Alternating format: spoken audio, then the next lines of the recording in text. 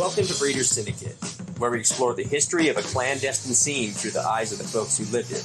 I'm Matthew, owner of Riot Seeds. I'll occasionally be joined by my co-host Not So Dog, breeder and grower from Mendocino. Welcome to the underground.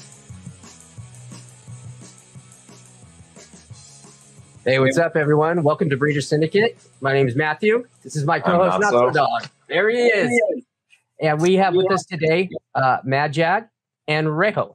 So this is one of the episodes I've probably been looking forward to the most since we started. And I'll leave it up to Madjag to kind of start his tale, because this is one I couldn't possibly begin to start. So Madjag, when you started getting into growing, what was the impetus? What was the start? Well, the start was a friend of mine who was a dealer in Tempe, weed dealer. Mm-hmm. He saw all kinds of loads coming through over the years, from the late 60s to, let's say, 73, 74. And he would high grade the seeds. These were all seeded loads at first. So if he had Guerreran or if he had Oaxacan, if he found that it was a great strain, he would keep the seeds. And over time, he started collecting all these seeds. And then one day, around 1975, he said, why don't we just grow our own with these seeds instead of having to deal with this importing this stuff? So we decided to test that theory, and that's the very first grow in 1976 I did with him. And I went up and found the spot that we would potentially use in a remote canyon along the Mogollon Rim. The Mogollon Rim is spelled like Mogollon, but it's pronounced Mogollon or Mogollon. And it's the southernmost edge of the Colorado Plateau. So it stretches roughly from Williams, Arizona, all the way to Mogollon, New Mexico, 200 miles wide, this edge of the plateau. And along the edge are all these cracks, let's call them. And they're canyons with streams, year-round streams. There's probably, I'd say, 20 canyons with year-round streams in that 200 miles. And we chose one of them. And when you decided to choose that, was it because you knew for a fact there was no like real human interaction there? Is it just so remote that nobody was going down there? That's pretty much it. Hunters stay up on top of the plateau edges and stuff, or they're way, way down in areas that are easier to more accessible. Sure. To hike down 1,600 feet into a canyon, down a boulder-strewn wash through bushes and stuff, hunters wouldn't do it, because if they shoot anything, they'd have to carry it out. And it's just way too remote. And the criteria was it had to have a year-round stream. So we had to make sure that it was flowing in the heart of the summer, and a jeep trail dirt road that led close to it, so we wouldn't have to hike more than maybe 2 hours one way. Yeah. And then we began testing it in different ways. I'd have my friend who was the dealer from Tempe walk around down below while I was up on the rim, and we had walkie-talkies back then. This is pre-cell phone. So we just, I'd go, oh, I can see you. You're wearing a white T-shirt. So that had to change. And then he had a straw hat. That had to change.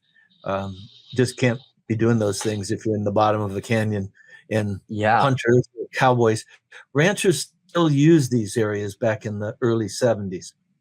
They were grazing cows there, even though it was national forest. The forest was allowing them. I think their permits go back to the 1920s or 30s or 40s, and they just allowed them to continue on. And they got tighter and tighter, and then eventually by, let's say, late 70s, they stopped all the grazing in these areas, in this particular area, which was great. That's very helpful. A canyon away, some guys from Jerome were growing, and they parked their truck every week after week after week at the end of a jeep trail. And finally, the rancher using that area called the Forest Service, and they came out and ran the plates and found, oh, wow, they're from Jerome, the hippie capital of northern Arizona. So that blew their scene. Yep. And they didn't wait for them. They didn't want to go down inside in case, it would become a shootout or something. So they waited till they harvested it and took it all back to Jerome. And then they busted them in Jerome with like 100 pounds. Oh, no. And it didn't have any effect on you guys? No, it bothered us because they were within 5 miles by air of where we were. But it's so remote and so difficult. They chose a canyon that was a lot better known, and people were known for hiking through it and swimming through it because it was very long. It had sections of wall-to-wall water you had to swim. Our canyon was unknown, and you couldn't hike down from the top because there was a spot we called not Land's End. The Hall of the Mountain King is what we called it. It was a 100-foot waterfall drop-off. Oh, wow. And you couldn't go down it. So we never had to worry about anyone hiking downstream from where it started as a wash 5 miles away. So how did you guys hike in? Did you guys go in a certain way that made it accessible enough, obviously, for you guys, but other people didn't know? Yep. We drove 5 mile Jeep trail. This first time with my friend from Tempe, it was about a 3 mile Jeep trail, and then maybe 1,000-foot drop off down into the canyon. And it was a canyon that at the top was heavily used by swimmers and people who were into crystal clear pools and things like that. But the lower part where we were, there was no one. We never left footprints either. These beautiful sandbars that are along creeks and edges, we would just avoid them because we knew that if anyone did hike through, that's the first place they would walk because it was easier. So we could always check for footprints. And our primary canyon, Madjag Canyon, which came the next year, in 5 years, we only saw one set of footprints. Wow. And ironically, my partner picked up a hitchhiker on the way back through the nearest town, and he was the guy who had hiked through there. So we found out he was all excited because he had hiked this 12-mile canyon and saw nobody, and he had hiked right by our gardens and never knew it, because he was down at the creek. Yeah. So that was good karma. Meeting the guy, the hippie. What I find so interesting when I was reading a little bit about your history and stuff is how similar, although a little bit different just due to geography. Like when I first moved to Mendocino County and we were doing guerrilla before the medical era really started, was how similar the criteria was, in that you were looking for somewhere very remote, inaccessible. Normal people, hikers, hunters, various people wouldn't ever go there, but you needed water, and you couldn't really take a vehicle up there or even like dirt bikes or anything because you never wanted to leave a trail that would have been visible from the air. So you would only get so close, and then the rest of it was sort of hoofing it in, and even hoofing it in from like different angles so that you wouldn't create a path in summer that would be visible. Was that? Can I let me interject a question? Were they flying looking for weed then, or was that too early for that? It was too early. There were people who talked about that going on, but we never saw that happen. We did have a helicopter land in our canyon in the only spot that was wide enough. This is another weird one. And their tracks the tracks from the helicopter went about 400 yards down the canyon, stopped, and then went back. And we thought we were dreaming because we didn't see the helicopter. We just saw these tracks and we followed them to this little opening. But when we got down on our knees and looked carefully, little pieces of paint had chipped off the helicopter's, I forget what are those, the skids, let's call them. Yeah. And left on the rocks because it's volcanic rock, so it's very sharp. So we knew we weren't hallucinating, and a helicopter had landed there. And later we found out it was eagle studiers from the university in we're not sure which university, but they were checking out all the canyons up there and getting out and hiking if they saw eagles and trying to get some numbers for their studies. So we felt okay. But the actual looking for plants, if you were to like clear a huge wide area and leave it open and then just start growing, such that you could stand on the edge of a canyon and look down in and go, hey, what's that? That would be bad. Yeah. So you had to go in and out between the bushes, make little patties that flowed from one to the next level and work it out. And then later we even found out it made sense because we were up on the rim looking down after watering, and the reflection on the mud was very obvious that this was an area that had gotten water. So every time we watered, which was once a week, we spread oak leaves, and whatever leaves were there, we started piling them up in advance and just threw them on top and totally stopped the reflection. So we did a lot of, we painted all of our hose connections with brown flat spray paint so that it wouldn't reflect. We never wore white T-shirts or hats. We had this photo that you have up right now. That's my first, my second part. He's my first partner in Madjag, because the guy I started with, who's the dealer, we went separate ways kind of because he lived in Tempe and it just wasn't feasible for him to come up and do this every week. So I lived in the Verde Valley, which I was still over an hour away, but it made more sense. And this fellow that you see here was my first partner. He lived in Flag, and this is what the creek looked like, year-round water. This pond right here is what we pumped out of. And our first garden was 90 feet above the creek level. So we used a Briggs & Stratton 4 horsepower, 2-inch fire hose, and it wouldn't pump up 90 feet. So we had to drop down to a garden hose adapter that it forced it up to 90 feet. We just barely made it. And there was different pumps we could have gotten for more money, like 6 horsepower that weighed 150 pounds or something. And but it worked. So it took 2 hours, that first garden, to just move the hose around. We only had one hose, and we just move it. In subsequent years, we created systems of hoses. So you just, they all just watered. And then those filled up little patties, and then those poured over onto the next level and to the next level, because the terrain was relatively flat on these alluvial plateaus, but maybe a foot or two of differences.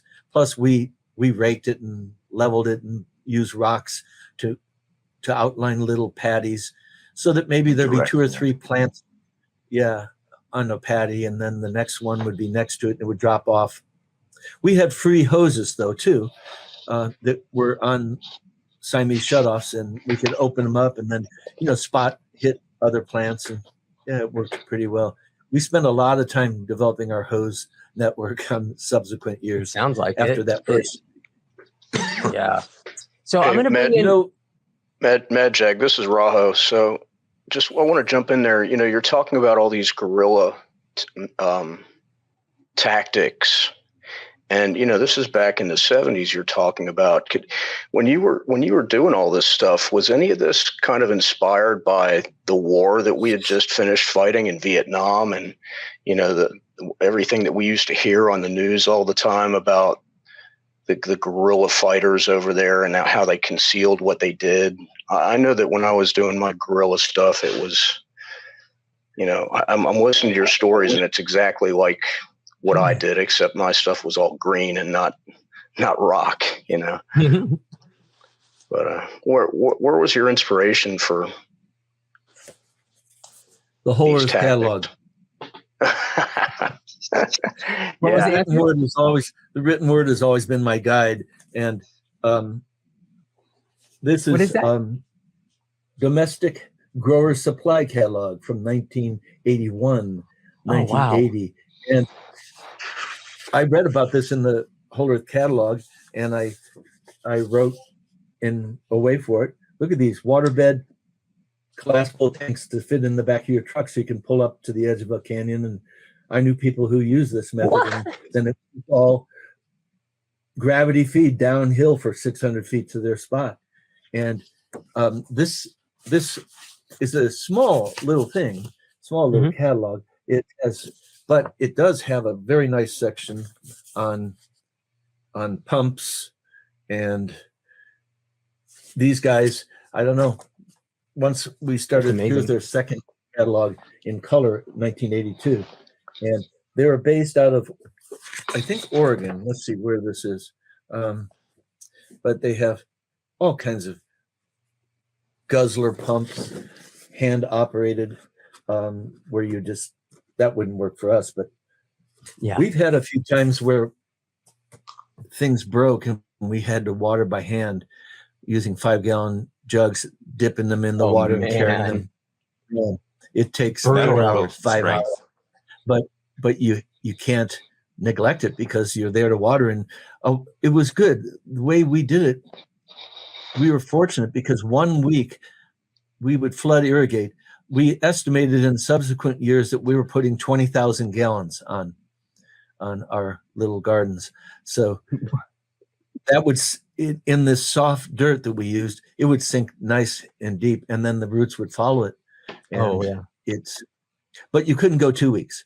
If you went like even 10 days, which we tried to do a few times, you'd come back and all the plants were wilted and drooping, and we were freaked out because we thought we had messed up. And we went ahead and watered, and the next morning everything was standing up perfect and looking beautiful. They're amazing plants, how they can be almost shriveled, and then one water, so resilient, are just Did you ever use any any water retention crystals or anything like that to extend?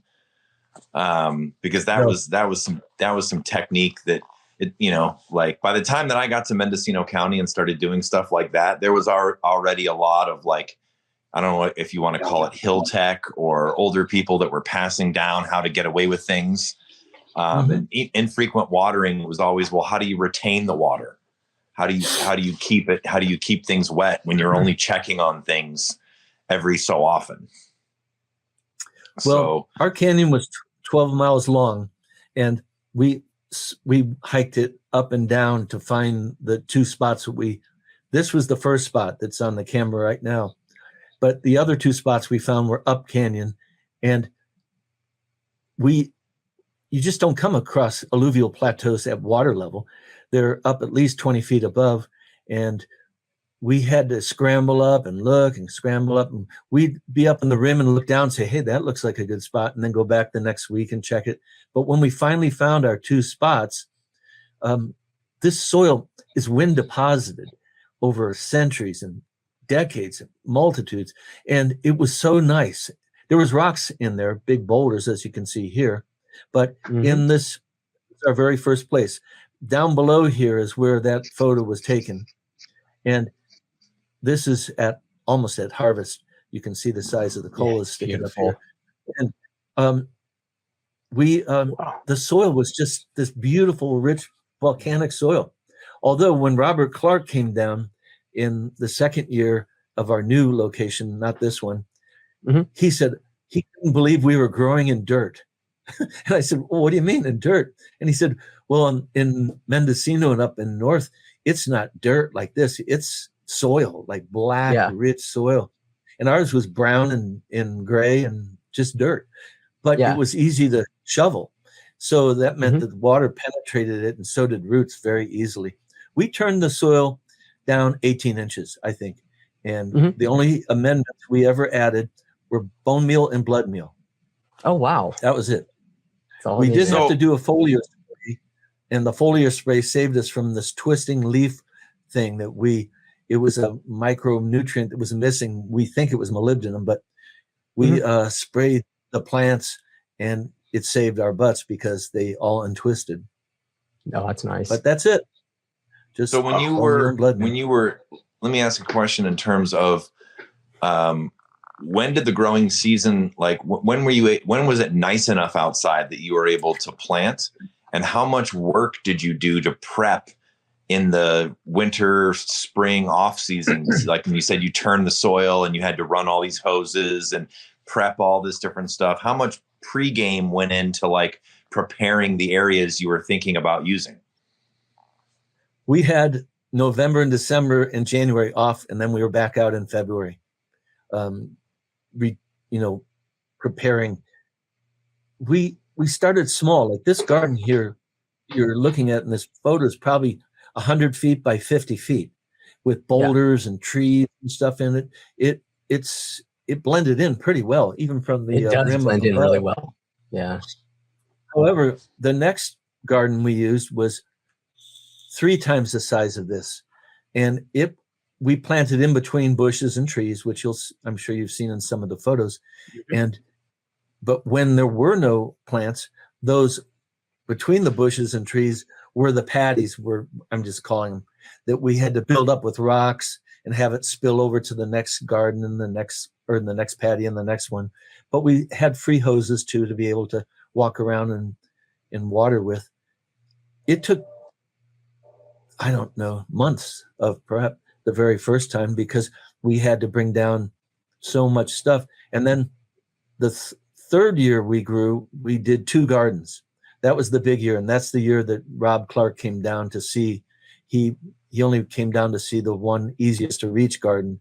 And in this photo is kind of an early photo of that first garden. Yeah. And these are little tiny plants in here in these. Let's see if we can get actually that first garden was that primarily different types of Mexican that your dealer friend had collected? Was that the primary seed stock for the first season? Well, you were saying stuff about Oaxacan, I believe, and some other things. Was there any Colombian and stuff? Yeah, but the first year we just grew the Mexican strains, and it was in this other canyon that people actually went to the top of it and would swim there. But our canyon, we didn't start till my partner that you saw down there next to the water. Hold it right here if you could hold that one. But which one, the last one or this one? Yeah, the last photo. Okay, aerial photo. I was trying to jump through this one. That one. This one. Okay. You can see how they stand out. Mm-hmm. Yeah, definitely. The cannabis. The evergreens here were giant pines and small shrub oak trees and bushes. But from the rim, it didn't look too blocky. They were scattered out. If you really knew what you were looking for, you would have spotted this from 1,600 feet above. But no one really went to those edges in those canyons. This was not, especially when it's 100 degrees out. It was difficult. So this is just, I'd say this is one half of this garden. It extends over here and over here. And this was only 30 feet above the creek, but it was in a spot that you would never expect it. And we hiked up there and went, holy cow, this is perfect. So we were able to pump 2 inches of water in a 2-inch fire hose up to this flat. And that's why we put about 20,000 gallons on here every week. And that's so wild. Do you mind me asking how old you were? I was 28. 28. Yep, 28 and 29 and 30 when we were doing these 3 gardens that you're seeing here. Yeah, my partner was the same age. We were all just, late 20s and right around 30 when we started doing this. In 76, though, I was only 25. Mm-hmm. Are you still in contact with any of the other guys? All of them. So they're all still with us? That's awesome. That's freaking awesome. Yeah, the relatively speaking, the dealer from Tempe has what's that disease? He's now in a wheelchair after 15 years. He made it 15 years. Multiple sclerosis. Oh, MS? Yes. Yeah. MS, yeah. Yeah. So he's kind of restricted.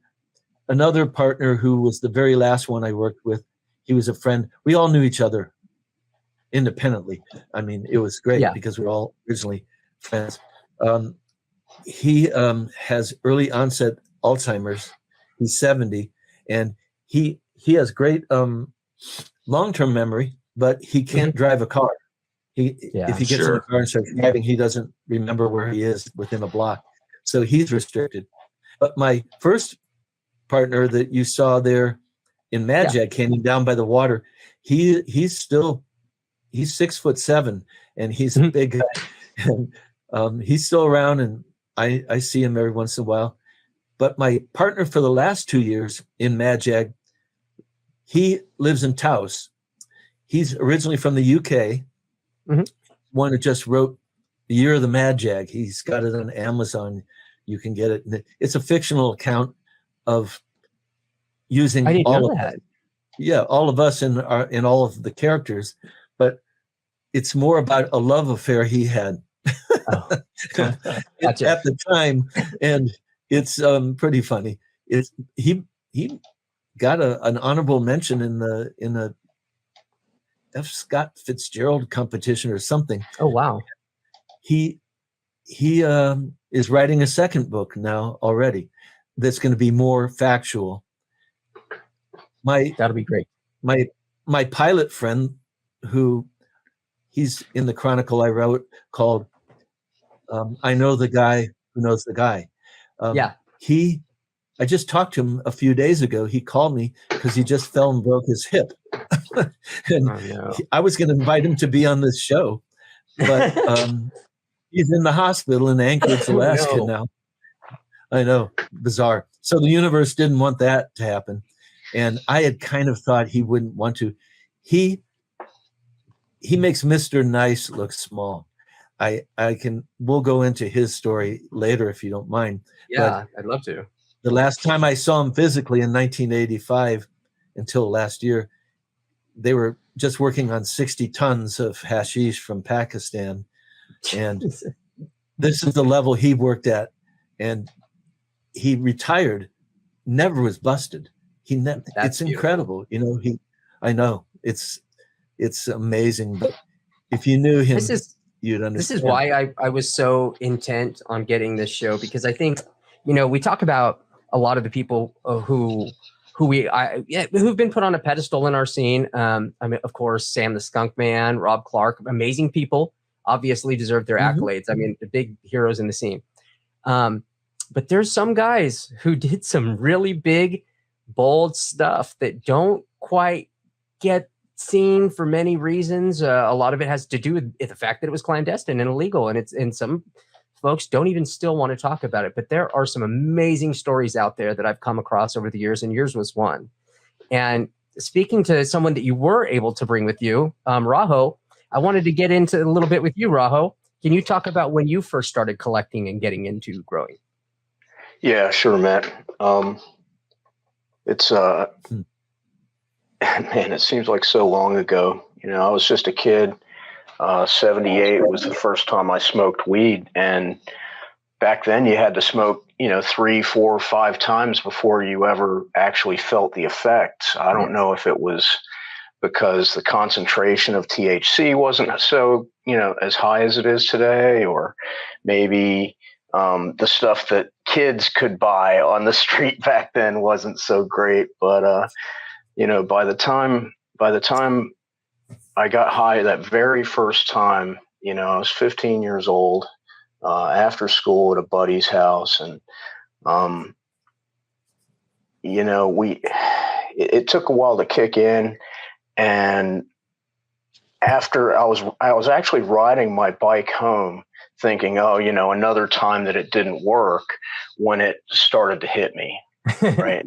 Yeah. And it was a beautiful spring day. The sun was out, the air was it was one of those days where the air was crisp, and the temperature was perfect. I'm cranking away on this 10-speed bike, and the wind is blowing in my face. And all of a sudden I kind of noticed that the air and the light and everything is just kind of alive. And the feeling of the wind and the air circulating around me and in my face and everything just became, it was like I was connected with everything around me. and it was just a wonderful experience. And I get home, and I put on some music because I'm really cranking at this point, right? It's really kicking in, and I'm like, wow, I mean, I drank plenty of beer and but this was nothing like it, and I put on these headphones, and it's Ted Nugent, Great White Buffalo, right? Wide open, cranked up, and it's like, that song, the Great White Buffalo, and and God, the heightened senses and all of it going with it. Yes. How old were you then? How old were you, Raho? 15. Perfect age for it too. When I was listening to that, it sounds like you had your very own bicycle day, because that's what happened to Albert Hoffman when he first took LSD. Is he didn't know if it was going to work, and he got on a bike and started going around, and all of a sudden colors and wind, and he's like, "What's going on? I'm starting to feel something unusual," and changing your perception. Wow, I had no idea, man. That's awesome. They still celebrate it today. They call it Bicycle Day, because he took acid accidentally, and then he hopped in his bike, and he started riding around, and all of a sudden things started altering on him, and he really wasn't sure what was happening. He thought it was the most beautiful experience he'd ever had, and wanted to give it to everyone. It was kind of similar to what you just said. That's what made me think of it: colors and the wind, and you were very in tune with nature, and like you're riding your bike. It just kind of triggered that for me. Your headspace changed, and all of a sudden the world was born anew. It was. Yeah, that's amazing. I mean, to share that experience or similar, right, with such a famous man, pretty cool. It's a great story, dude. So I mean, that was the first time getting high, and as soon as I came down, and Mom and Dad came home from work, and I'm like, God, can they tell? Yeah, of course, yeah. And dinner's prepared and everything. It's and I'm starting to reflect on what's happened to me, and I realized that the last 7 years of my life that I've been told these things in school about drugs are bad. They're evil, and they'll make you want to jump off of a building because you think you can fly, or you'll be violent, or you'll immediately be addicted and fiending for more. And I mean, it was just all of a sudden I just started questioning everything I'd ever been told by the authorities, because they lied about this. And if they lied about that, what else did they lie about, So, almost as every bag of weed that I got after that, and there were many, right? Because that was the beginning, and of course, and I've never been the same. But every bag came with seeds back then. Four-finger bags, man. That's right. 2 finger fingers. Yep. Yeah. $15. 2 fingers for a quarter, 1 finger for a dime bag, half ounces. It's just, simple math, but there were plenty of seeds in it. And where I lived, in the Southeast, it was mostly Colombian that we saw. I know Madjag, they got lots of Mexican out there, and he was very close to where it came from and everything. But for us, buying weed on the street, it was commercial Colombian most of the time. And, it was just loaded with seeds. So, the very next year in, 79, I tried to grow my first garden, and, I had a tray full of sprouts. I've been gardening with my mom ever since I was a little kid, in the vegetable garden, tomatoes and cucumbers and watermelons and you name it. Right. But growing weed was just another garden thing for me. And, so I got them to sprout, and I think I might've even used the paper towel method, I mean, because after I started smoking it, I immediately discovered High Times magazine, and it became a monthly ritual of going down to the bookstore and picking it up.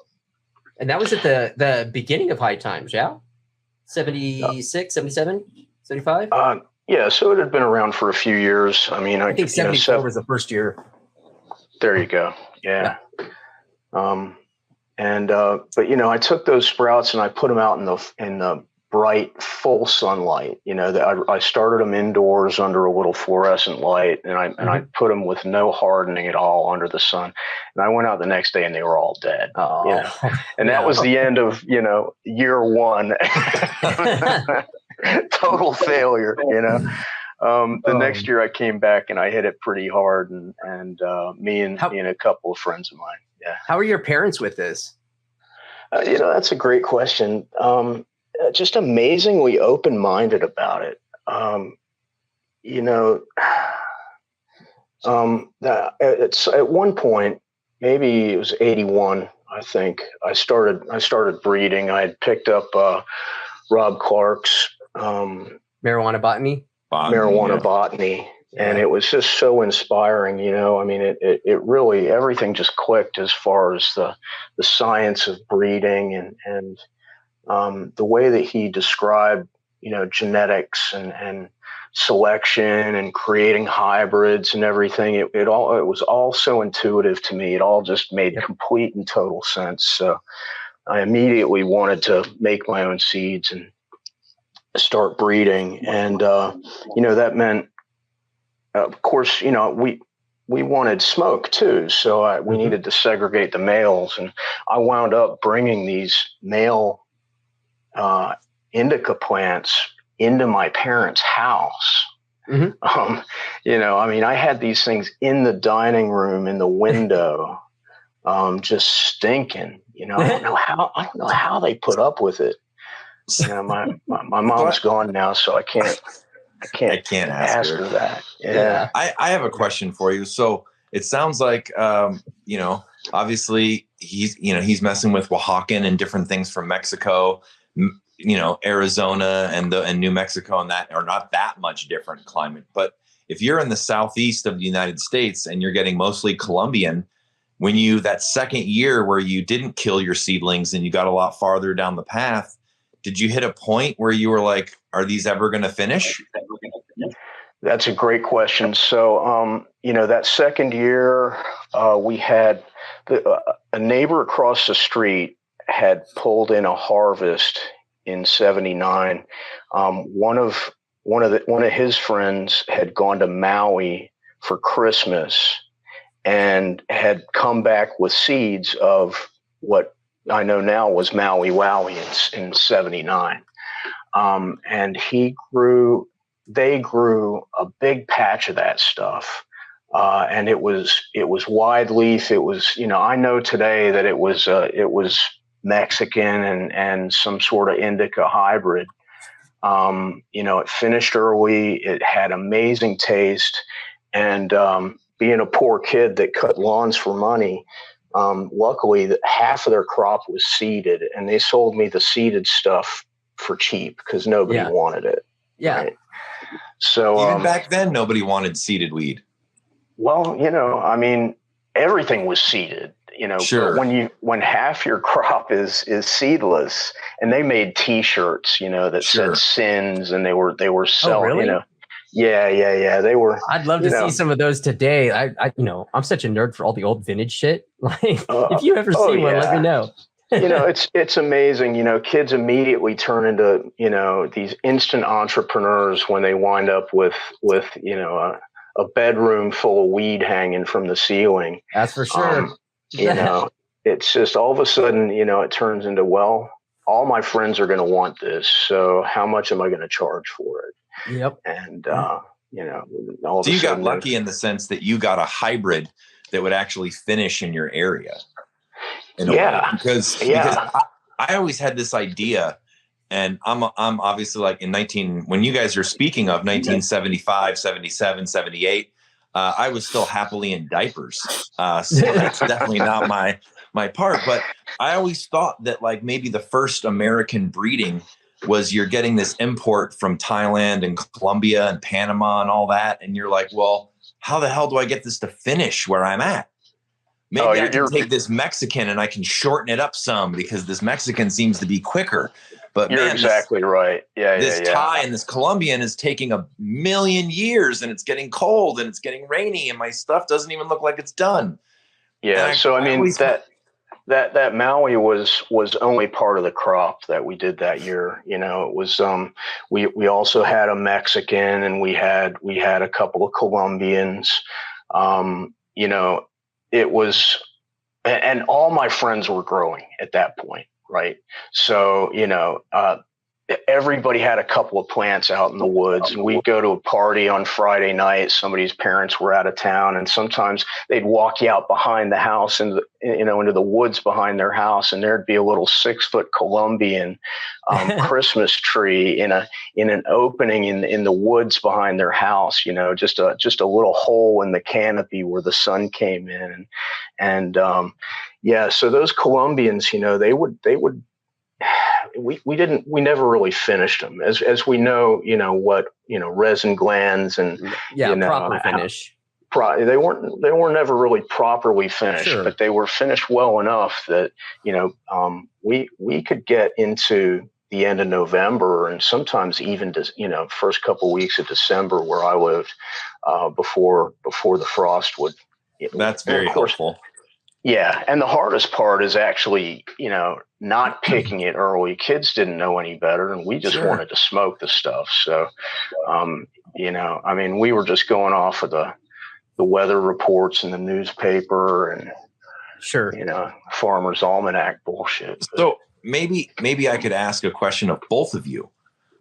These first couple of years that you guys are both describing, what were the aromas? What were the scents? What were the terpene? You know, no one used terpenes back then, but like, what did the weeds smell like to you? You know, did it just smell like weed? Did you get citrus? Did you get any kind of skunk? Did it just smell like weed? You know, if you can remember, what aromas were you getting off these original Mexicans and Colombians and these, or even, you know, 1979 skunk one? What would that smell like? Well, yeah, we were going to get there, but I was just curious, is like, what did Oaxacan smell like? You know, like, did it, because, you know, we know these lines from like way later when they've been worked by people extensively and bred in different directions. And it sounds like you guys were getting it basically from the farmer, the source, from unadulterated, from the farmer and the source, actual, like what we would call land race today, I suppose. Right. Do you want to go first, Madjag, or? Sure. Well, the very first, I have a little startup here. The first 2 joints I bought were in 1966 from the only hippie in my high school. And I wasn't quite ready to smoke them, so I put them in a bottle and buried them in my yard. And 2 years later, when I dug them up and thought, I'll try them, they were just mold, pure mold. So that didn't work. But they had, you know, the really earliest weed that I remember smelling from my friend when I went to, pine terpenes really stood out. In 1975 or 76, some growers' weed from Santa Barbara was showing up in the Verde Valley, in Sedona, Cottonwood, Jerome area, and probably coming through Phoenix. And it smelled just like fresh pine. I've never smelled weed like it again since then. If you close your eyes and just held it up, you would think you had pine sol in front of you. Like a Christmas tree style, or pine sol? What'd you say? More of a Christmas tree style. Yeah. Natural pine. Cool. Yeah. Yeah. And it was beautiful stuff. It was sinsemilla. It was strong, and it was very inspiring, because when we smelled that, Thai weed, though, Thai stick had a total different scent. It was heavy and earthy. I remember seeing early Thai sticks in 1970, 71 that were supposedly dipped in opium too, or opium. Oh, yeah, the Passa water. Yeah, they had white on the outside. We sat down with some black hash once that was opiated, supposedly, with little black white specks through it, and we cut out with the razor blades every white speck. So we could have just been mold. so we could have enough to take a hit. And it wasn't opium. I don't know what it was. It didn't get us any higher, but it made the costs go up. When people were buying it, they paid more for it. I've looked a lot into that situation, especially when researching chocolate Thai, because a lot of that theory behind chocolate Thai was that it was dipped in something called pasha water or pasa water, which was the water that was left over from producing heroin that had the alkaloids, the morphine alkaloids and stuff in it. And supposedly the story was that they would dip it in that, but there's not really any proof of any of this ever existing anywhere. But that was the theory behind it and where it kind of all stemmed from. It may have happened once or twice, but I don't know if it ever really got out there. But I've heard about people being charged massive amounts of prices for these Thai sticks that were supposedly dipped in this water. Yeah, there's been long debates about that online, but it's I think it's been pretty much debunked, mostly because the people growing the two different crops weren't really the same people, and a lot of them weren't producing heroin. They were just farmers, not right.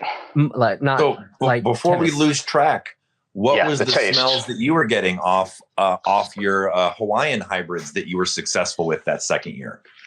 Right. So, I mean, the Mexican versus Colombian, pretty distinctive. I usually associate cedar tastes and kind of a citrus, piney, cedary taste with Mexican.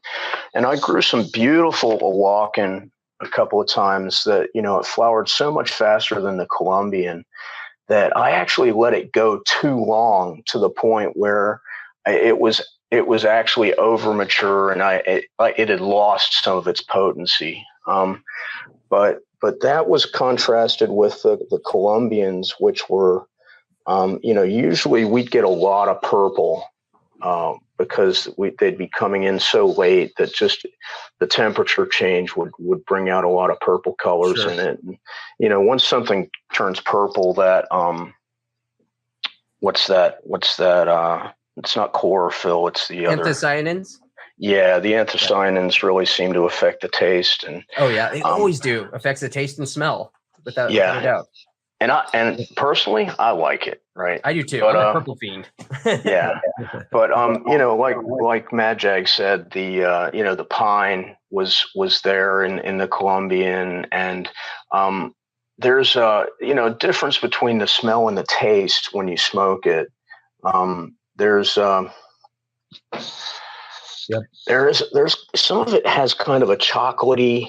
I mean, I don't want to completely sidetrack things into a haze talk, but my belief is when I started growing haze, a few years ago, I found that the effects. One day, I just realized that the effects that I got from smoking haze, and even the tastes, were exactly the same as what I felt that first time I got high riding that bicycle home. The Colombian. And, it really kind of messed with my head a little bit, because for so long people talked about haze as the mixture of, 4 different kinds of sativas: Mexican, Colombian, Thai, and Indian. Right. Yeah. And, trying to figure out how what is obviously Sam's, the haze as it's been released to the world since Sam brought it to Amsterdam, is not everything that they made when the poster was made, right? Correct. And the pedigree was described. That's what Sam brought with him. That's what Sam preserved. That's what Sam shared. A 3-way Colombian hybrid. Yeah. Right. Not the Indian, not the Thai, not the Mexican. And the tastes are there. There's kind of a chocolatey taste to it. Earthy, you could call it. There's piney. You can find some sweetness in there, some citrus. There's different phenos in there, but it's all coming from Colombia as far as I'm concerned. And, we can have a debate, and I'll let anybody believe what they want to believe. I genuinely think, like right now, there is a man with a letter D for a name that is just smiling ear to ear. One of Neville's old partners and been talking to me and not so a bunch, specifically about Sam's O'Hays being so Colombian dominant, and the 69 haze, was it, that Neville had gotten the first time, was very much more like Southeast Asian dominant, and that was the main difference between the haze Neville was using and why Neville's haze became so popular, and why a lot of the O'Hays, supposedly, that's one of the theories why O'Hays didn't become as much as it had promised. It reminded me of something, actually, because it had been mentioned earlier on the thing, is that when, Thai and stuff like that was a little bit broader leafed, right? And, he made a point that, Sam and those guys, they kept breeding towards the thin leaf because they thought that was more sativa. But that was actually more Colombian sativa. And that some of the Southeast Asian stuff and some of the Thais, it's not like they were fat leafed, but they were broader leafed than pure Colombian was. Yeah, I've got a picture of a Thai I grew in '81. It was a Thai stick from 1980 that a friend brought home from college. Older brother of one of my partners brought home from college in Colorado, and it's very thin leaf. And I know that people talk about with Thai the alligator tail leaves, right? Broad leaf, extreme serrations, and it has a reputation for that. But that was, it's a big country, and we all know from growing that, man, you can't even pop a 10-pack of seeds without seeing a couple of narrow leaves in there with the wide leaves. So why should we think that an entire country is going to produce nothing but the same thing? Of course, microclimates everywhere. Yeah. For Matt and myself, when I first started smoking, the only real two kinds of import I ever saw was brown Mexican and green Mexican. I came up a little later, the Thai, the Colombian, the Panamanian, some of these different regional things, the shift towards all those groups, mostly importing cocaine, had already happened. So a lot of the diversity in imports had changed, and there was still a bunch of Mexican, but that's kind of all it was for us. Yeah, I have the same experience for me. Even coming in a decade, I think, after Nazo, where I was starting, it was the same. We had Mexican. That was it. Talking about these Mexicans, I'm thinking about Madjag's experience with that stuff. And I don't want to, can we just stick a pin in that? I want to make one more point about the haze and the Colombian, the Colombian roots of it as we know it today. Colombia, just like we were just discussing, Thailand is obviously going to have a diverse range of different chemotype, phenotypes, whatever. But in Colombia, you had reds and golds and green and black. Yeah. I mean, so many different types, and they all had such distinctive flavors and tastes and effects. I was lucky, when I started doing this stuff, it was the end of the glory days of those elite types of weed. I got to smoke the Panama Colombian red. I got to smoke real Santa Marta gold, and they all have things in common, but there were some unique characteristics about them that just, vive la différence, just big fan of R. the Connoisseur and High Times magazine. And he inspired me to become a connoisseur of life and appreciate all the differences between things and savor them. And I want to point this out just because I just, even a recent episode, I made a statement that I thought R was Robert Clark, because that's kind of what people have been saying forever, or it's assumed, but I think that might be wrong, maybe? Totally wrong. Totally wrong. So yeah, that's an important note to make, because I have always associated everything Robert Clark's ever written with R. the Connoisseur, and I love R. the Connoisseur. And I love Robert Clark too, but I've always associated them as the same person, and they're not. No. I asked Rob himself because long ago, I wondered the same question, and he said no. And I've actually heard ours real name, and I can't remember it right now, but someone I know from Manhattan knows him and said, oh no, that's a different guy. I wonder if he's still with us. I don't know. Oh man, he'd be a great one to interview. One thing I'm curious about, and I don't want to, there's so many threads that happen in these kind of convos, you could lose it at, but when you were describing how difficult it was to get to your canyon grows, having done some guerrilla myself and hidden, obviously like growing it is one thing, but then harvesting it and drying it and getting it out of there is another thing. Could you talk for a minute about what that was like if you're going down some goat trail through the rocks and all of a sudden you have several 100 pounds that would be, that, I mean, more like 1,000 pounds when it's wet, did you try to dry it there in the bushes? Did you hike it all out one by one? How much effort went into that? Because that's a real struggle. Once we started growing in our own canyon, in Madjag Canyon, we did everything except for that first year where you had the photo of my friend down next to the water.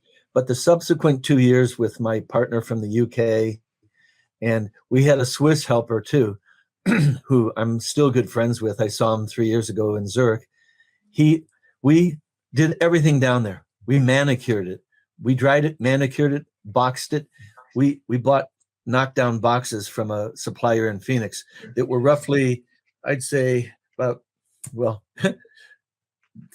12 inches by 8 inches by 6 inches. And that held a pound. So that's perfect. What we did, we brought Kelty pack frames that were just bare frames without the associated baggage on them, and bungee cords, and we could stack 5 of these boxes on one Kelty, so you could carry out 5 pounds. Oh, and wow. Every bit was hiked out that way up this 1,600-foot wash of boulders and strewn.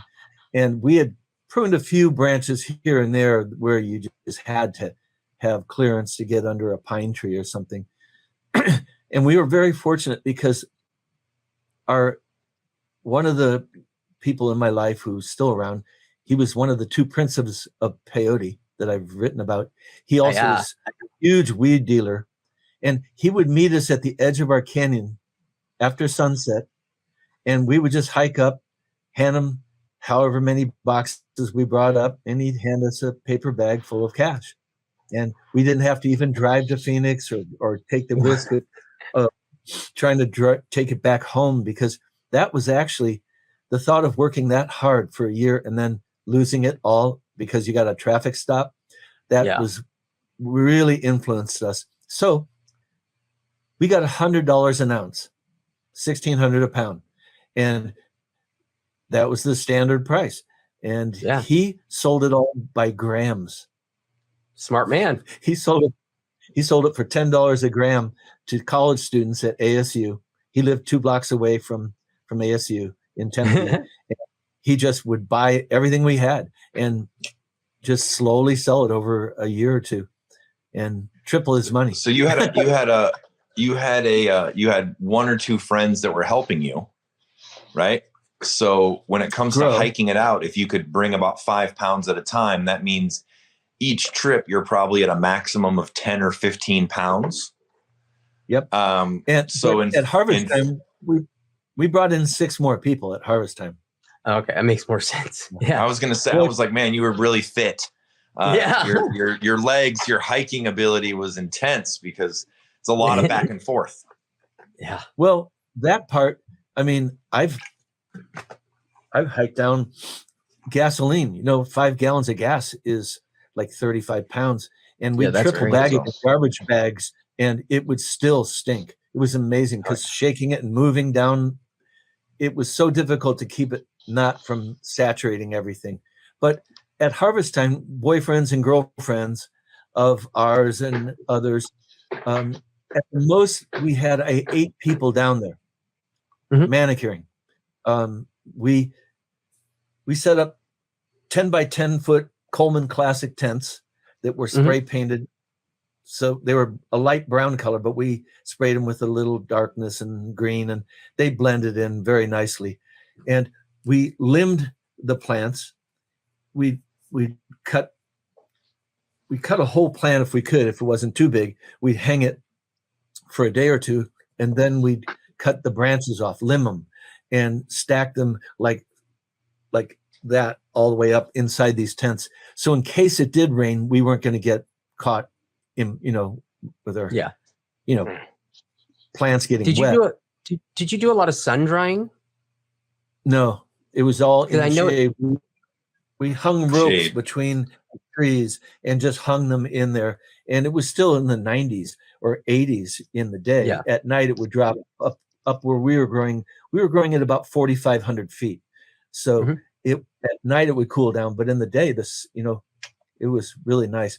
Plus, we were growing in our main garden was in an east-west situation, so that the sun, when it came up, it hit very early, and it went almost to the end of the night because it did drop below the canyon edge at each end. But one of our gardens was in a north-south section. It only got 7 hours or 8 hours of direct sunlight at max.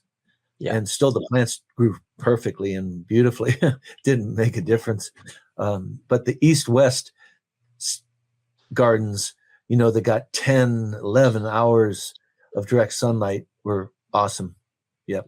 They grew much bigger plants, much taller, fuller. What when did the Mexicans naturally finish? Like, when was your harvest time? When were they ripe those first few years for you? October. Yeah. The Colombian, you passed a photo by there earlier. That was, it was snowing on the rim above us on Thanksgiving.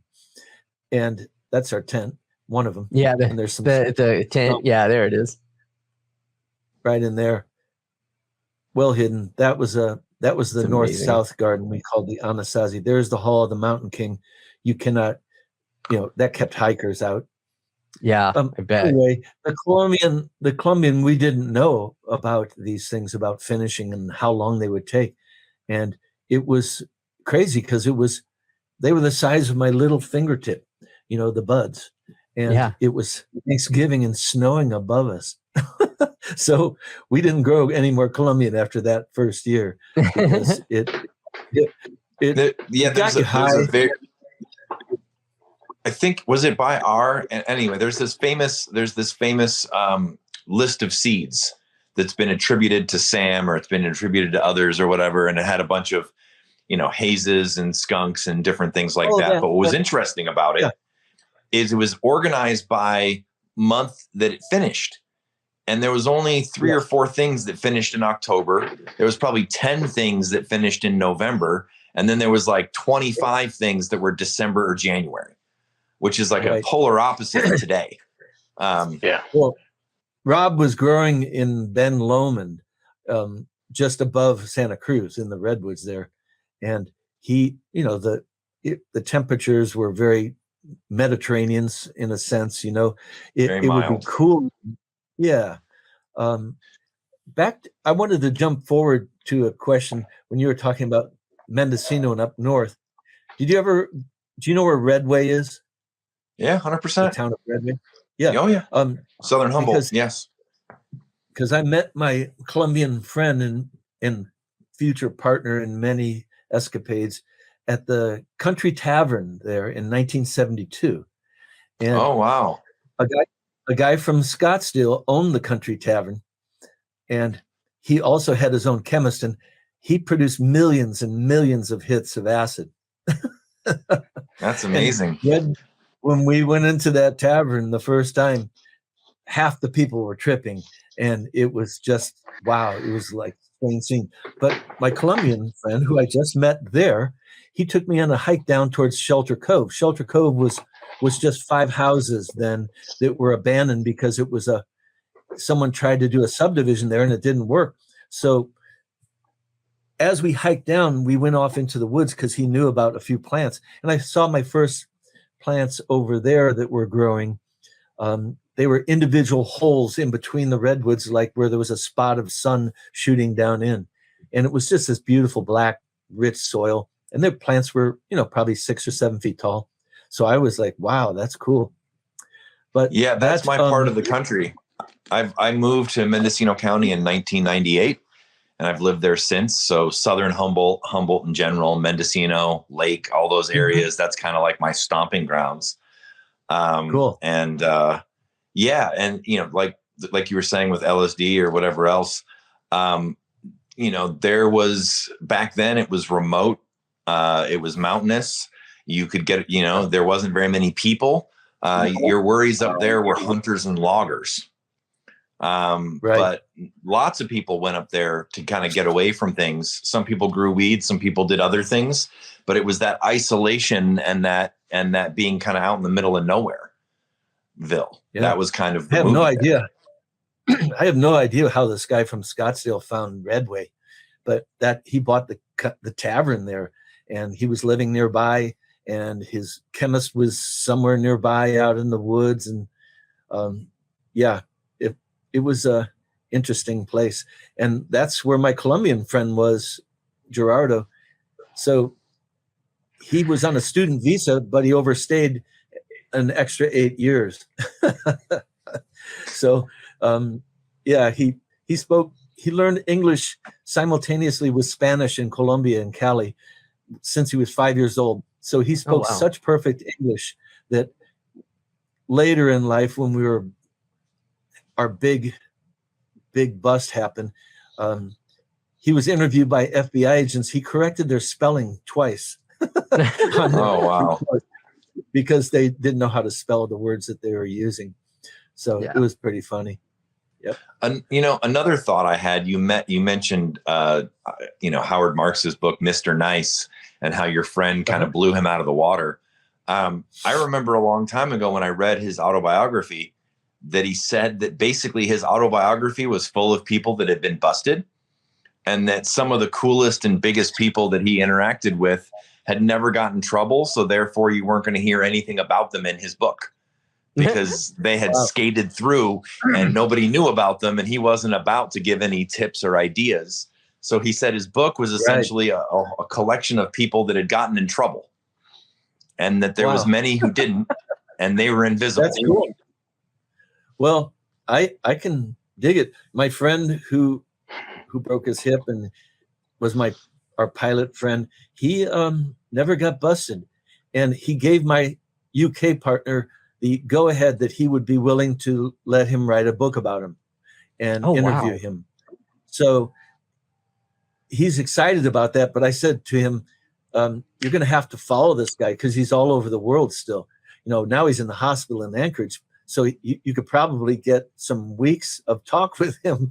But, he still goes to Hong Kong and Portugal. And I mean, the guy is, he's 75, and he got his pilot's license when he was 15 before he could drive a car. Wow. And we figured it out once. He stopped keeping a logbook at 10,000 hours.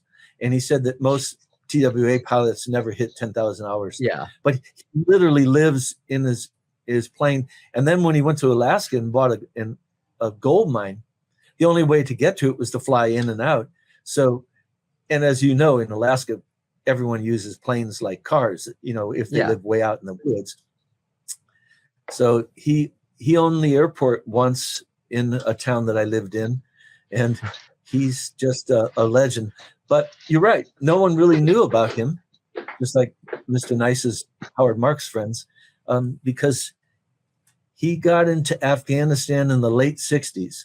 He was importing lapis, the deep blue stone that's highly valued in Europe.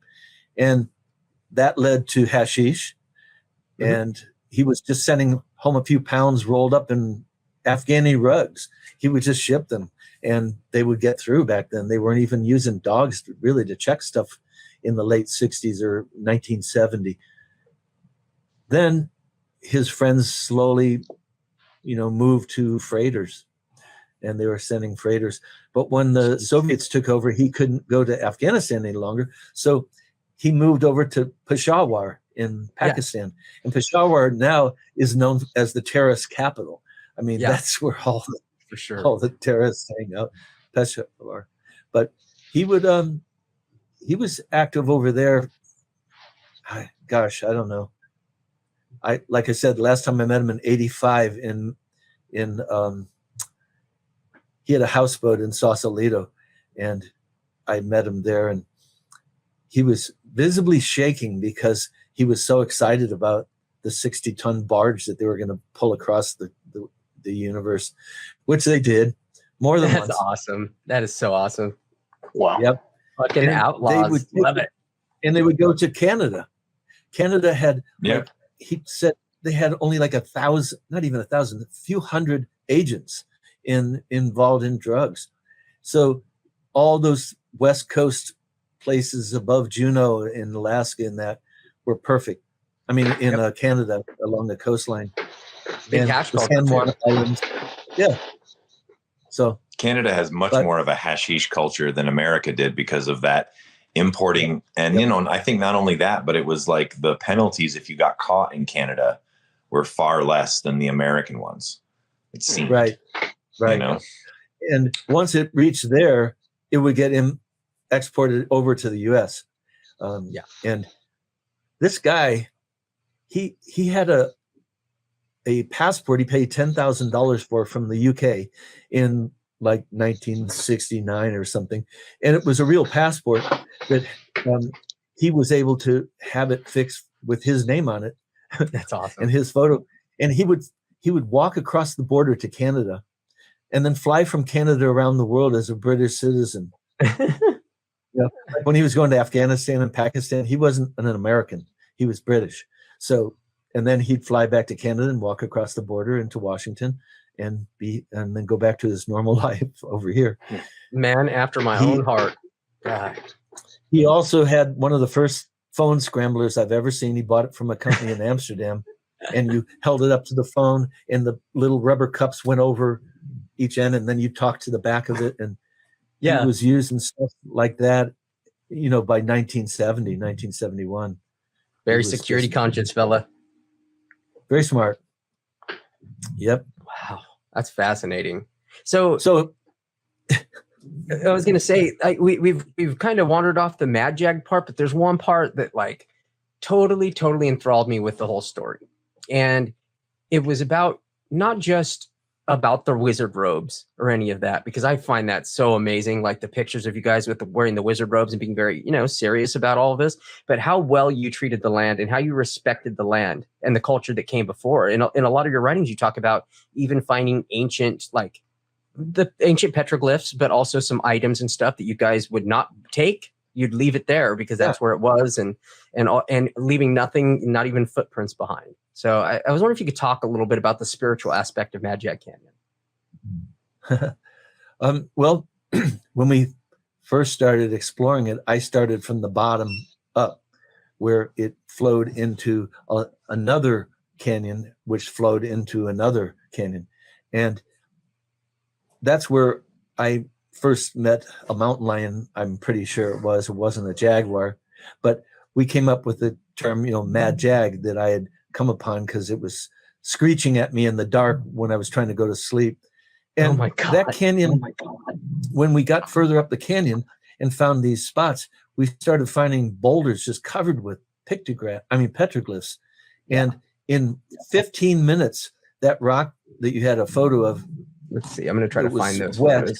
Yeah, we had a projectile point and all these pieces of pottery, and we just left them there like a little shrine or altar. Yeah. We also found a cave across from our garden the first year where I was working with the tall guy. And in this cave was those are Colombians there. Wait, this is the Colombian right here? Yeah, those are all the ones. That's as big as they got. This was close to Thanksgiving, this photo. That's wild. They grew huge, but they needed to get into December in the tropical. Let's see. Where's the petroglyphs here? There we go. There's some beautiful petroglyphs. And we we did these costumes and things thinking that someday we would do a movie, and that's why we were doing this. And I still have this little arrowhead here, but we left all the pottery behind, and we found a cave across from near our first garden that had an arrow shaft in it. It had a single yucca fiber moccasin that the ancient people, that made out of yucca fiber, and they were like about ½ inch thick, and it had been chewed up a lot by a rat, but they were obviously in this cave. So we just left them there as a little museum. We put them all on a rock together. I haven't been back to it. I'd love to go back to it. But we the one thing we didn't do, which I regret, but it could still happen, was take all of our old hoses out of the canyon and the pump. They're still there. Yeah. Oh my God, still there? They're tucked under the tree. We went back in the 90s and a bear had pulled a bunch of them out. So we reburied them and pushed them back under. And the pump got hiked out ultimately by someone who wanted to use it. And that's funny. This guy was a young stallion, man. He just strapped that sucker on a single pack frame and hiked it out himself. And we had taken it in two of us on a pole, between us. But he just hiked it out. Yeah. So we said, you can have it. If you can get it out, you can have it. What year did that happen? And he knew you guys before, and you guys told him about the pump existing? He was this tall guy's brother-in-law. Oh, okay. That makes sense. Yeah. So he went in and he came down, I think at harvest time, and helped us a bit. He's since left the planet, though. He was much younger than all of us, but he lived a rough and tumble life, and he didn't make it. But it's the spiritual aspect. I've slept right where he's sitting here a few times next to the creek and listened to it flowing by at night. It was the most fabulous thing.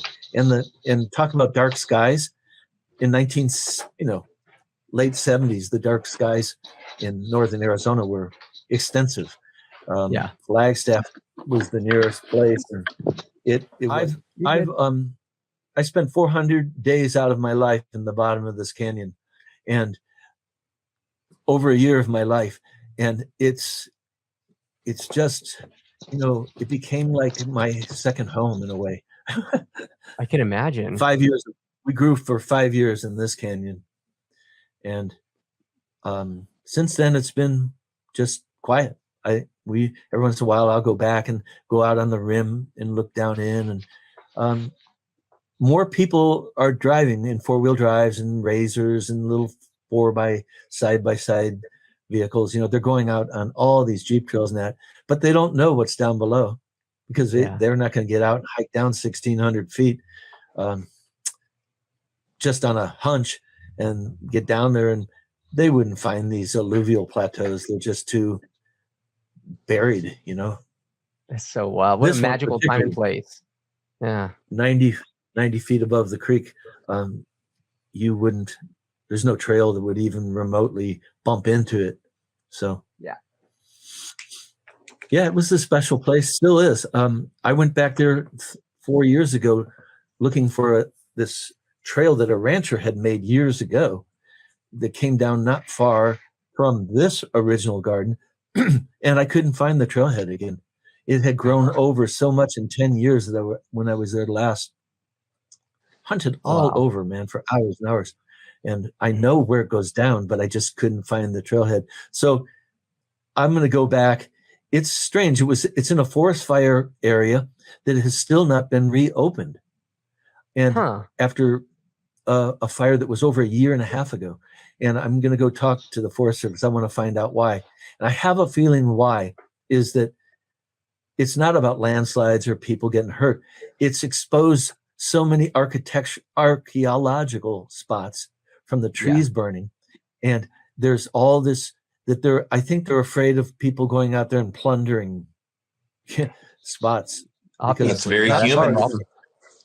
Yeah, a canyon we next plunder. to this that was more used, and where the guys from Jerome were using it, I've seen skulls just laying on the surface where people had dug to burial sites, ancient burial sites. It's just sad, but wild. It goes on. Yeah, I bet. Raiders of the Lost Art. They did an article in Tempe in the early 80s about guys who would go out and just look for burial sites and dig them up. Oh, wow. And just plunder. One of them I knew, and he got busted, got 5 years in prison because of, ancient tomb robbing. That's what happens. I mean, ancient grave robbing is something that's been going on for a long, long time, and they get sold on the private market to collectors, and the origin of all that. It's definitely it's a shame that it happens, but it seems like it goes on anywhere there's ancient humanity that existed.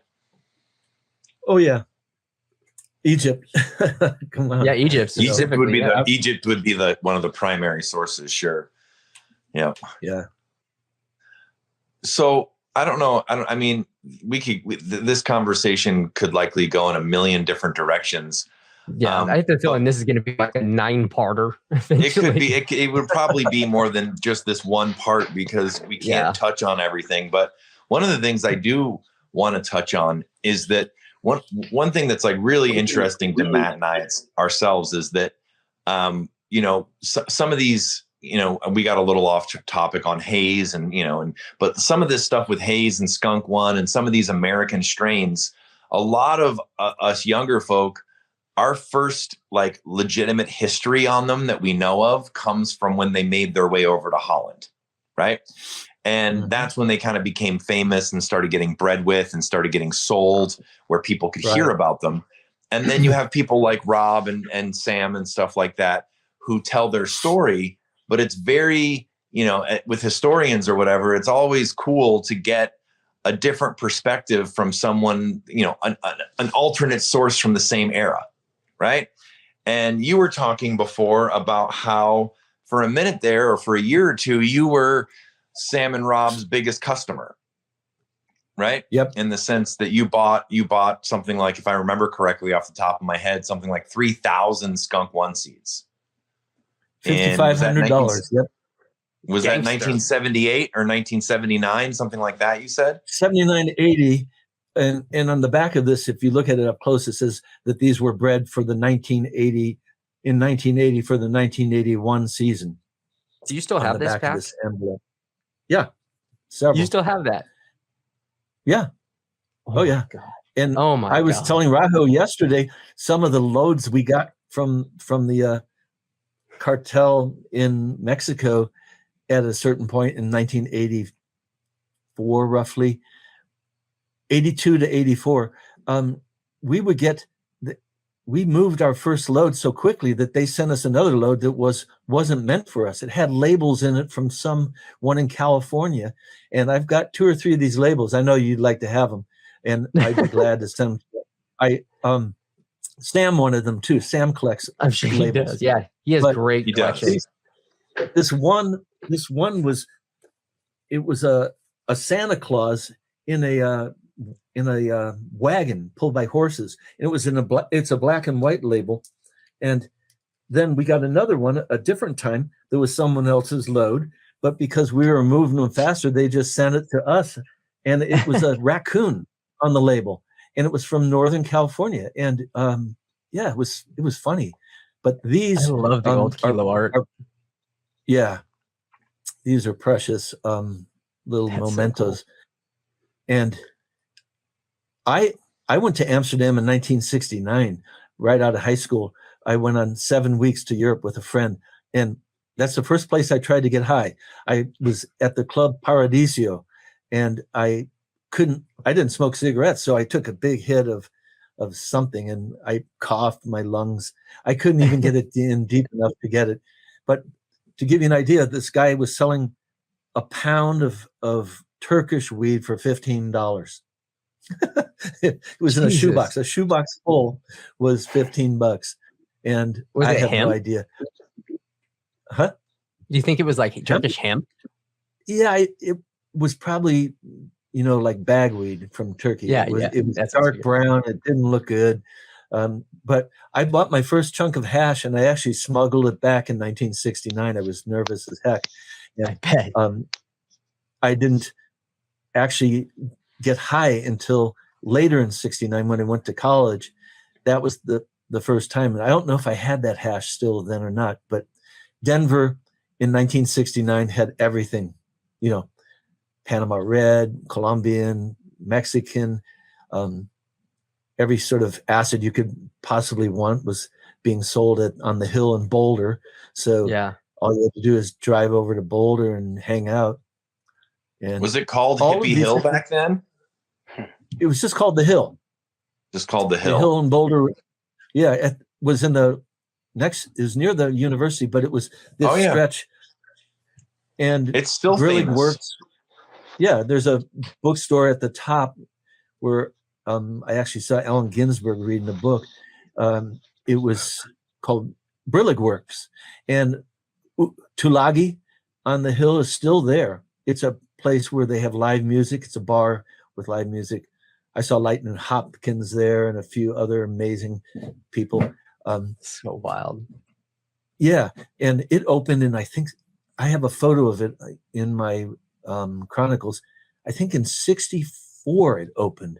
Yeah, I mean, I was really a kid then, but so the what channel are we on now? Oh well, yeah. I mean, it's funny. So when I was going to Boulder in the '90s, that hill was still a place that you could go and buy weed and acid. It had transformed, and it was called Hippie Hill. Nice, right then. And it was still a spot that you could go and you could get obviously the type of weed had changed, but the ability to go there and meet someone and score a bag of weed, and the cops sort of tolerated it and tolerated a little bit of trade going on there or whatever. So I didn't realize how early that had started, because at that point, by the time that I had been going, which was the mid 90s, late 90s, it would have been ongoing then for 30 some years. Right. But what the thread we were on is, I would love to know, and I'm sure Matt would too, what Rob or Sam told you about their Skunk One lines. Like, aside from the descriptions and stuff like that, like what they told you about what was in them, or why they were excited about them, what got you excited about them to buy so many. And then what your experience was like actually growing them, in terms of like what they grew like, what they smelled like, were they superior to the Mexicans you were growing? Anything like that would be probably wonderful to chat about. Well, I met Rob through High Times. He wrote articles, a few. And at the end of the article, he always put something like, if you want to, if you're interested in any of the things I wrote about or these seeds, you can contact me through the magazine. So I wrote a letter to High Times to Rob, and I put my phone number in there, and he called me up, and that's how we hooked up. Because the first year I grew skunk, I had already had 2 years, actually 3 years of growing before that. But the year before, I made enough money that I could afford. When I saw and heard his description and other people's of Skunk Number One, I just went, this is what I want to grow, something that has a reputation, and these guys are breeders. He's written a book on botany, for Christ's sake. So I said, yeah, I want to get 3,000 seeds. They were $2 a piece, and he knocked it down to $175. And he flew to Phoenix to deliver them to me, because you're not going to put that in the mail back then. Yeah. And what, we put 5,500 in the mail? No. So he flew it. We met at the airport, Sky Harbor, drove him up to Cottonwood, where I lived. He stayed a few days, and I gave him 5,500 in cash, and he was super happy.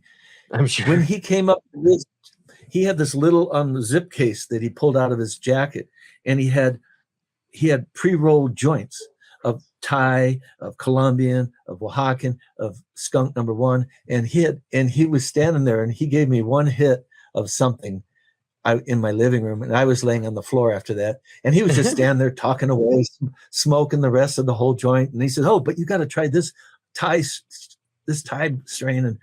And my friend in Scottsdale, in Tempe, who was the dealer, he could smoke like that. And my Colombian friend, for sure, he started smoking when he was 7 in Cali, Colombia. But my friend in Tempe, he would roll 10 hash joints, pin joints, just crumbled up hash, and smoke them in a day's time in 100-degree driving a tractor. That was his motivation, just chain smoke hash joints. Jesus and Christ. Rob was pretty much like that. So I don't remember him describing to me what skunk was like. It was what I read in High Times, that it just this skunky smell, and it was going to be also have some exotic strains in it. The original skunk number one didn't have Indian, the Kerala, India in it at all. It was just 3 countries, I think, right? Colombian, Mexican, Afghan. Yep. It was just those 3. And I had smoked each of those individually, but the fact that this was a hybrid that was so potent and everything, I don't know what I had read. I have all those old High Times magazines. I have the first High Times. I have the first Black Belt magazine. I collect all kinds of weird shit. I love that too. Yeah. And memorabilia, we'll get into that. I'll send you some things for your collection. You just let me know.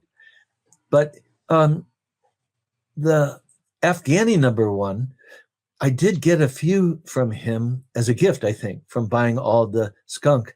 And it's funny because this says Afghani Hindu Kush hashish seeds. I noticed his that. label. Yeah. And yet on the back, he says this is skunk number one. And I have one of these envelopes with Afghani number one. So it's kind of, and he also has in letters here, extra early. So I was reading it, and it actually is a description for a pure Afghani, is what it is. Like the whole thing is a description for a pure, unadulterated Afghani, but then it says skunk one right there. These envelopes had 2 giant horse caps with 50 seeds in each one.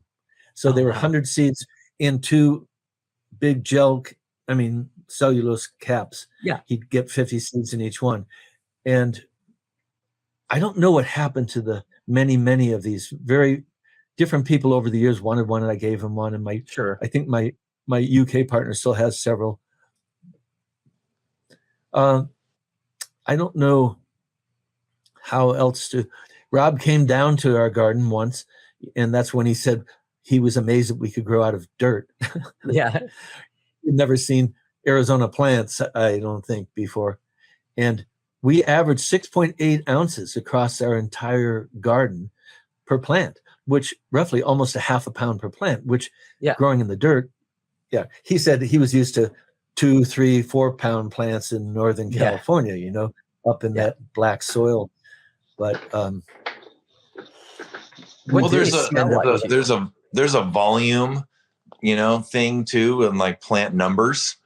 And so in Northern California, some people went crazy, but a lot of times people tried to maximize how much they could get per plant to not get, so if they did get in trouble in Northern California, it would be for less plants. That was a big thing. So it's way easier. And I think you get better weed growing a 6 or 7 or 8 ounce plant versus a 4 or 5 or 6 pound plant. Mm-hmm. But numbers did play a role, at least in Northern California, where I'm from. Well, so we were in very cold water country. Did they? What were the type of aromas that you got off the skunk one that first year you grew them? It was very skunky. No, the smell of a skunk when you drive over it on the highway. It was that exact smell. We were stupefied by it. Actually, went, this is incredible, and it didn't smell like that growing so much. But when it was harvested, the flowers dried, and you crush, a flower, and it was skunk smell, and it was pretty damn potent. We rolled a joint once and went to this topless club called the Highlighter that we liked in Phoenix. And two of the dancers, we went in the ladies' bathroom with two of the dancers, and we each had one puff. That's all, before we got busted by another dancer who came in and was in charge that night and said, "You guys have to get out of here." And so we went and sat down. The ladies, I think they had one puff each more. These were New York needles, we called them, or pin joints, where you had to really, just to get a hit. And we were sitting there, and they came out of the bathroom. They walked around the bar. They were laughing, and they smiled at us.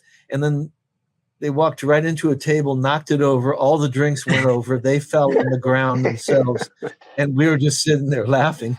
They had never been that high in their life, and we found out later that they were scared almost. I bet. But in 1980 or 81, there was we had already smoked this Sinsemilla from Santa Barbara that was very piney, and there was Thai weed around and other things. But for some reason, this thing packed a punch, really quite a punch. And I don't know how people would rate it today compared to all these, chem dogs and all the other varieties that people have bred up to 35% THC or whatever they're at now. But as you know, the entourage effect is what counts. The total package, the terpenes, the bioflavonoids, everything. Someone said that the test on original skunk number one was only like 14% or 15% THC. Yeah, most of the stuff I like falls in between 8 to 18. Yeah. So all the other ingredients, the terpenes, perhaps that skunky terpene profile and other things really added up. It's really nice to have another account that isn't from Rob or Sam about Skunk One having that same smell even back then, because it's been heavily debated for a long time whether that was true that Skunk One had that smell or if it never had roadkill skunk. Yeah, because but the stuff that got sold in Europe, it sounds like Rob and Sam, or maybe Sam only, kept breeding away from that aroma, and so eventually it became very floral, very citrus, maybe a little cheese, maybe some grapes. But people have been hunting for that skunky smell in Skunk One seeds ever since. And yet it seems like it existed in the 70s and the early 80s, and then it kind of went away. And maybe they successfully bred it out of the line entirely, because people have really hunted through Skunk One trying to find recessives that are a throwback to what you just described.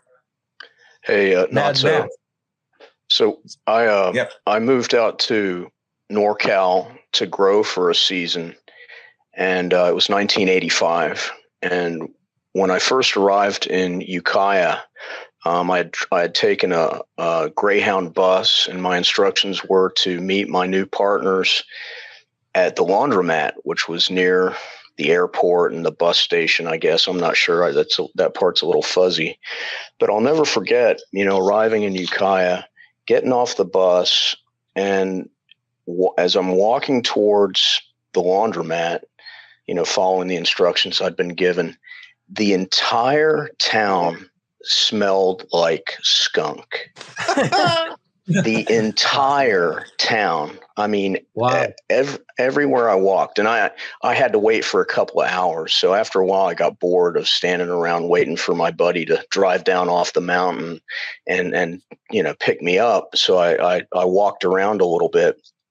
The whole town smelled just like, roadkill. People confuse the rotting flesh roadkill part with the look. When a skunk gets hit on the side of the road, you don't smell anything but the skunk, right? It's not about rotting anything. Yes. It's just that sulfurous, it's stink. The scent gland that's been smashed. Yeah. Yeah. I live about 15 minutes I can be in Ukiah in about 15 minutes from my house. Oh, man, it's beautiful. So you said 85? That's the what perfect... part of where did you grow 85. That first year? Do you remember what part of Mendocino you grew in? Do you remember where you were? Now, 1985 was the influx, like the major influx of indicas into that region. I mean, of course, there were some, making their way bits and pieces throughout the 70s and whatnot. But 85 was like the smash year for indicas, right? Out in that area. So it makes sense. A shitload of skunk would be in that town. The indicas that I grew in 81 and 82 were from NorCal, from Ukiah and the towns around there. Mm-hmm. And they were picked up by a friend of mine who was hitchhiking around there for like 2 years. And every time he'd get picked up, he would offer to would you like, hey, I've got some weed. Do you want to smoke one? And everybody always said yes, but they said, let's not smoke yours. Here, go in the glove compartment and let's smoke some of mine. And he'd pull out the bag and here, you roll it and we'll smoke it. And as he rolled, there were always a few seeds in there, and he'd ask him if he could keep them. Yeah. So my kind of guy. Yeah, I mean my first interaction with indica was Christmas '81. He came back from California to visit, and he had a collection of like 6 different Afghanis. Wow. And a story to go with each one. Like there was one that he called Ranger weed, and he had smoked this weed with a forest ranger, like and this guy had, and it was, I swear it was what I think where Afghani #1 came from. It was a very coarse, Afghani with kind of a candelabra style, mm-hmm. There was another one he called plain weed, and this was on his way home. He at SFO, he was walking through the parking lot, and there's a guy sitting in a Corvette convertible, smoking weed, right? And he walked up and he gives him the look, and I don't know if he held up his finger like, hey, can we smoke? And the guy invited him to join him in the car. And, he got a couple of seeds out of that encounter also. That turned out to be an F1 Thai Afghani hybrid, which was just amazing. And I knew exactly what it was because I had grown pure Thai the year before. Yeah. Right. So I had these pure Afghanis, and I had I'd had pure Thai the year before. And this stuff was just right in the middle. It was a 50-50 cross. And, I used to sit there and make notes about, I'd sit and smoke it and write down the effects and the taste and compare it with other stuff. And just you still amazing. Have the notebooks, right? Yeah. You still have them? That's amazing. I do. Yeah. That when you first told me that you've kept these notebooks like on scents and stuff, I was like, man, this guy's going to be my best friend. I'm telling you, this is amazing. Like, it's just, it's only a certain type of people that really get this far into weed, I think. And a lot of us think it has something to do with being on the spectrum, because we get so far into something. So many people are just like, it's just weed, smoke it. And we're like, what? It's so much more. One of the cool parts about doing these chats that Matt and I do is like the realization that like the vast majority of our history is oral, right? Very little of it is written down, right. And as people age, because that was evidence, right? Yeah. Exactly. Yeah, it was evidence. And then, so there's all these cool stories out there, and there's all these bits and pieces. Like Matt had mentioned, there was great debate. Like, was Sam and Rob lying about how skunky it was in the beginning? And, because by the time they took Skunk One to Amsterdam, it was fruity and citrusy and floral and all that. And so, these stories and stuff from the region and what things were like is a big deal. Because now people look at me and, I'm only in my mid 40s, but people think I'm old as fuck. And like, they want to hear like my stories from the 90s, but your guys' stories from the 70s and 80s are like a full generation beat before that. Are these old Madjag notebooks? Yep. Oh my God. That's amazing. And your handwriting is so much better than mine. It's just amazing that they lived through the bust. I print everything. Yep. They made it through the busts, like when you guys did get busted, they didn't go after the notebooks and stuff. Not so. Those Affies came in like 1980, 81, not 85. And I grew mine in 81 and 82. And I was the only one in pretty practical, that anybody I knew that had this stuff, right? Yeah. That year. The very next year, all of my friends had their own Affie, right? That they'd gotten from different sources, from wherever, 83, everybody had it. It was making its way around the country, probably through Deadhead, dead shows and stuff like that. Let me ask you a question about that then. Okay. A lot of the old heads have said that, have told me that like basically like Mendocino and Humboldt was almost pure sativa. And people really liked the buzz and the flavor and the effect. And they said one of the big things that drove Indica's popularity was when in 81, when they started flying helicopters in my neck of the woods. Right. Getting something that would finish in September or early October was a lot safer than something that took till Thanksgiving and was this giant thing, right? Yeah. And so that started spreading it because police pressure and hiding it and all that became more important. Indicas were shorter and squatter. But a lot of people told me that they didn't like the buzz as much.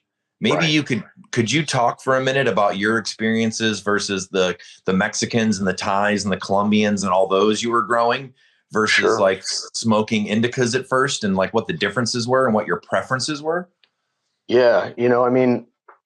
Today what people think of as indica usually is some sort of hybrid, because there were pure indicas back then that had a very sedative effect without making your brain fuzzy, right? I mean, it was calming. Body height.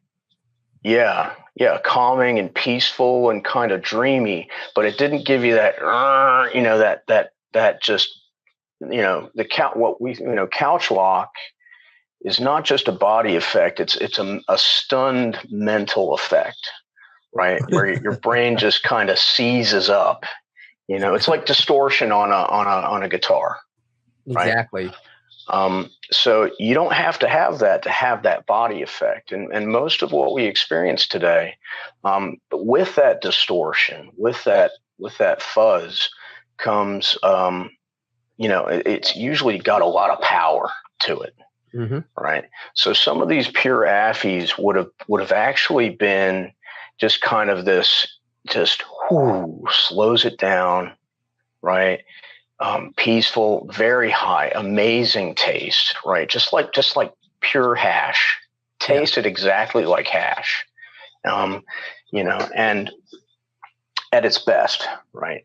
But without that inability to think. You might be slowed down, but you could still, follow a train of thought, and eventually get there. But and I think that, skunk, as it originally existed before Sam got it and hybridized it and used the name for the new thing that he created, which was no longer what it was named after. Yeah. If anybody can follow that, right? But blueberry, DJ Short's blueberry is the same to me. It's the exact same thing. I want to let you finish your thought, but I'm gonna come back to a part of what you just said in a moment. But please finish your thought. So I mean, skunk was very Afghani dominant back when it first came out, and it hit you like a sledgehammer. Mentally, it just stunned you. You couldn't think. You were just seized up. And I think that, what we think about as Afghanis these days, Affies, Indicas, whatever, the chem line is definitely, got hybridization going there with some kind of skunk, which gives it, a combination, and that the extra power and the mental kind of sledgehammer that, a lot of people like. So contrasting, you led into this with talking about what people used to grow up there in the mountains, and as you were just talking about it, I was picturing Jim Richardson's book, Sinsemilla Flowers, mm-hmm. right? and the garden that he photographed in there and took it through the phases of fluorescence and documented it just so beautifully. I first saw that book in, I guess, 82 or 83. My buddy had brought it back for me and said that it was on every coffee table in Northern California. Yeah, it had the Big Sur holyweed and Dolores and all kinds of special plants in there that weren't labeled. And a lot of people don't know that's the original Big Sur holyweed and the tripweed. And and I mean, NorCal had spent years, refining these imported sativa lines to turn them into things that would finish in the season that they had there, and selective breeding for quality and yield and finish time, things that would work in the environment you had there. And it was, you had created something just as special as anything from Hawaii. Right, as unique and special, and those lines. I think the last thing that we, on the market today, if somebody would go out and look for seeds that they could grow that would be similar to that, or would at least give them, a hint of what it used to be, would be if they could find a good early pearl. Yeah, that's what's up. Right. Because you can still taste the Mexican in there, and the effects still have that. It's still there. Yes, there's an Affy thrown in there, an Affy or two, and the mixture of, different sativas. But the sweet, Neville called it the Awaken Zing, right? And it's a, when grown as Sinsemilla by a gardener who loves what he's doing, small numbers and pampered and cared for, it's so tasty and delicious that there's hardly anything that can come close. Yeah, I'm a sucker for the silver pearl still, but I really want Early Girl, because that's one that I've never ran, but Early Pearl was a big favorite in San Diego too. Amazing stuff. Yeah. So those, Early Girl and Pollyanna were, from that era and from that region. And they were some of those early hybrids when the first Affys showed up, and they said, well, wow, this is the greatest thing ever. Can you imagine growing a couple of these things in your garden and never seeing anything like it, and falling in love with the hash? And the first thing you're going to do is you're going to say, I'm going to take this new thing, which is the best thing ever, and cross it with the best thing that I've spent the last 10 years making. Yeah. Right. That's exactly the first thing you're going to do. Right. Yep. And that's what in Mendo, you kind of have till Halloween or maybe the first week of November, if you get lucky, of a good chance of reasonably good weather and not too much rain. And then the cold and the rain and the weather starts to turn. So breeding in Mendo and Humboldt, you kind of have to have some Halloween weed at the latest, maybe some early November. But you really can't, like, trying to push things full outside till Thanksgiving. It gets really dicey. Yeah, very dicey. Real quick, guys. So we've made it through episode 1 because we're already hitting the 2-hour mark, and it makes me stop at 2 hours. So I want to get in any kind of plug you guys want to get in before the end of it. And I definitely want to do an episode 2 if you guys are up for it next week or whenever it's convenient for you, both of you. That would be amazing. Yeah. Thumbs up. Yeah, I've enjoyed our chatting today immensely. Amazing. Actually, it's been really cool. I hope that it can continue, maybe even off channel a bit. There's a million things I could talk about. I'm intrigued at all of the memorabilia, for sure. And the experience. I used to drool. I mean, Sam used to post on Overgrown, the breeder segment back then in the forums, a lot of those old school pictures and stuff like that, and art that would get made with certain kinds of people's weed. And that whole sort of pre-marketing of anonymous growers was super neat. And just, so yeah, there's a million directions we could go, but as Matt said, we only have 4 minutes before it'll cut us off. So Madjag, we have you at madjag.com. Is there anything else you'd like to talk about before we're wrapping up? Anywhere people can contact you or get a hold of you or any of it? What do we have here? This is spear. This year's it's a smaller one. It's Santa Marta Gold crossed with Acapulco Gold. Oh, and my it's God. pretty much a good friend of mine in California made the F1, and it's gotten good reviews. What's the name for it? What do you call it, Jim?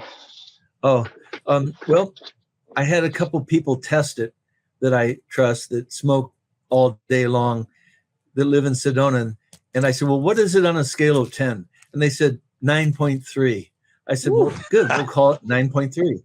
That's a perfect name. 9.3. Yeah.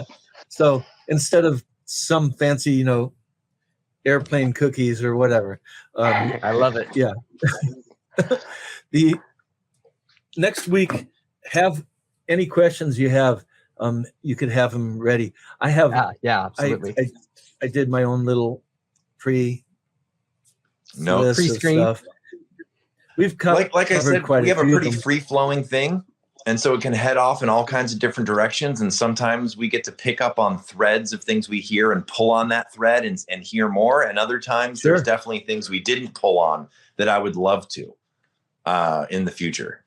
And Raho, do you have anything you want to get in?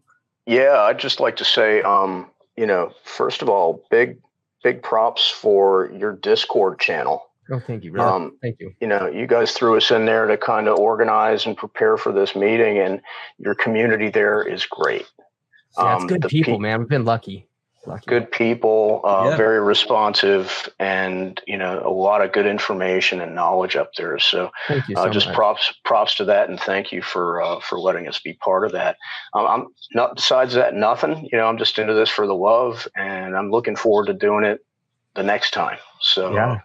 Well, I appreciate the hell out of both of you for your time, all the love you've put into cannabis. I mean, you guys are the reason that we are here digging into the past why we are doing what we're doing. So thank you for laying that foundation for us. I truly mean that. And I can say from myself, while I love talking about weed with different people, I'm leaving this conversation particularly excited. Yeah, me too. I had a real good time chatting about this. So it was very enjoyable. Thank you both very much for your time. Me too. Let's make the people out there jealous and just say that. Let's keep talking after we finish the recording. You got it. All right. I'm going to start the outro, and then I'm going to remove us from the thing. But after it's done recording, I'll pop us back in. Got it? Okay. I'm here. All right. Okay. All right. Thank you, everyone.